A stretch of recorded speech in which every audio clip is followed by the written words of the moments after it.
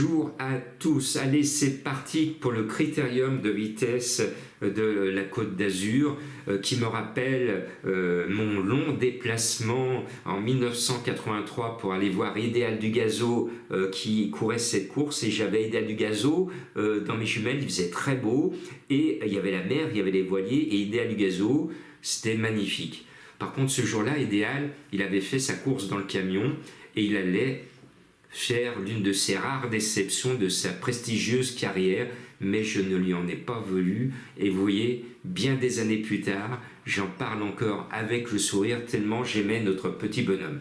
Il y a des champions au départ, sur une piste détrempée, puisqu'il pleut dans le midi, ouvrez vos parapluies, amis canois, j'étais chez vous il n'y a pas si longtemps, donc pour moi, il y a un cheval qui mérite vraiment de gagner sa course. Le 4 Go On Boy avec Romain Dorieux qui est devenu l'un des rois de Cannes-sur-Mer, pour moi, il mérite de gagner. Il a été de tous les combats cet hiver, c'est la note, à chaque fois qu'il court c'est la note, il finit en boulet de canon, il a des malheurs mais il est là, il est dernier, il finit quand même, et pour moi Go On Boy c'est devenu mon cheval de cœur, et ce 4 pour moi, je prends des risques, mais là c'est mon cœur qui parle, pour moi il n'y a pas photo, il va gagner tout à l'heure, bien.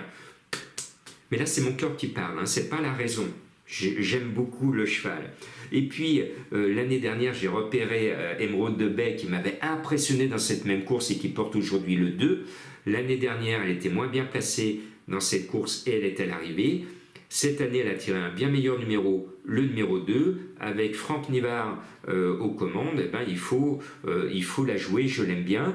Et puis, normalement, j'aurais dû mettre Oui de Voisas le 5 en tête, mais je suis resté un peu sur ma faim cet hiver avec lui. Il a été malheureux dans le Prix d'Amérique, mais dans le Prix de France, il n'a pas été aussi éblouissant. On n'a pas vu cet hiver, en 2 occasions, on n'a pas vu le grand Woolweed. Donc je demande à voir, mais c'est le champion du monde. On peut dire que lui, c'est le champion du monde. Il a gagné aux États-Unis, il gagne de partout, depuis des années, on lui doit le respect. Et s'il gagne, je serai le premier à l'applaudir parce que c'est un grand champion et on a beaucoup de chance d'être contemporain d'un tel animal hors du commun.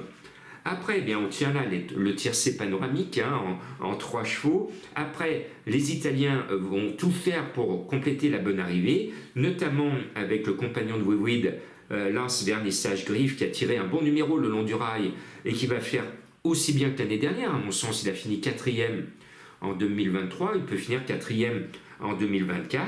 Et puis, tout à l'extérieur, en première ligne, il y a un cheval que j'ai toujours bien aimé, que j'ai repéré depuis longtemps, c'est Capitol Mel, le 8. Il vient de super bien gagner, il est au top.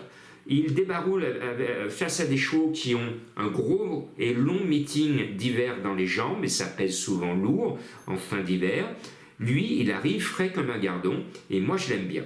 Et puis, attention à un autre Italien, les Italiens vont faire fort, ce dimanche avec le 7 Blef d'Ipa.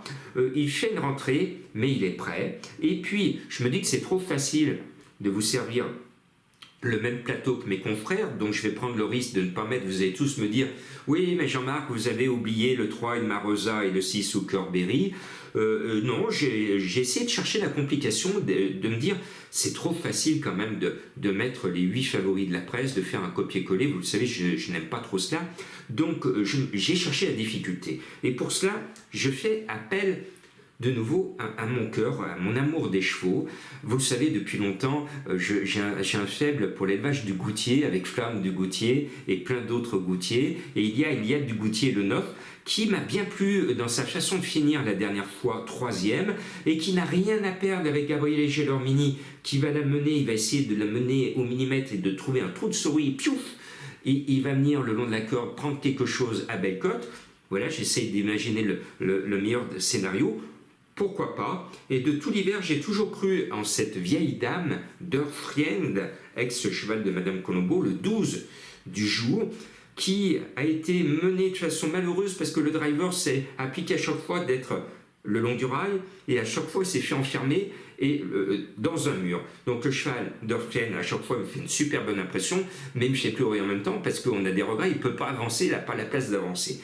Cette fois, son numéro 12 peut lui permettre de sortir par la grande porte parce que c'est une future maman, c'est sa dernière course. Elle va aller voir un bel étalon à la Bénarde et je pense, j'espère pour elle, qu'elle va sortir par la grande porte. Donc vous voyez, j'ai laissé parler mes sentiments pour cette belle course qui a des vibrations pour moi qui remontent en 1983 avec Spice Island qui gagnait. Il y avait Yantin qui était deuxième et un certain Lutin Désigny qui figurait à l'arrivée. J'ai encore cette arrivée et j'étais déçu mais heureux d'avoir vu mon petit bonhomme, Idéal du Gazo. Vous voyez, j'essaye de vous faire transpirer cette passion et de vous dire, quand votre favori vous déçoit, c'est pas grave. Il y a bien pire dans la vie, on voit qu'il y a des guerres, il y a des peuples opprimés, il y a beaucoup de choses, et je suis tout corps avec tous ceux qui souffrent sur cette terre. Donc, restons raisonnables. Un cheval vous déçoit, il faut lui pardonner et l'aimer, tout simplement. C'est mon mot de cette soirée.